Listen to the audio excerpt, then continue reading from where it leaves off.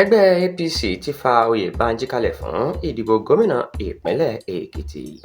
Gómìnà ìpínlẹ̀ Èkìtì Bíọ́dún Oyèbánjí ni ẹgbẹ́ òṣèlú APC nípìnlẹ̀ náà ti fà kalẹ̀ gẹ́gẹ́ bí olùdíje lábẹ́ ẹgbẹ́ òṣèlú All Progressives Congress fún ìdìbò gómìnà tó ń bọ̀ lọ́nà. Olórí àwọn aṣòfin Sẹ́nitọ̀ Bámidélé Michael Ọpẹ́yẹmí ló mú àbá wá pé kí wọ́n fa Oyèbánjí kalẹ̀ lẹ́ẹ̀kan sí i. Lẹ́yìn náà ni abẹnugan ilé-ìgbìmọ̀ aṣòfin ìpínlẹ̀ Èkìtì ọ̀nàrẹ́bù Stephen Àríbàsóyè sì kejì àbá náà níbi ìpàdé kan tí wọ́n ṣe nílùú Àdó Èkìtì.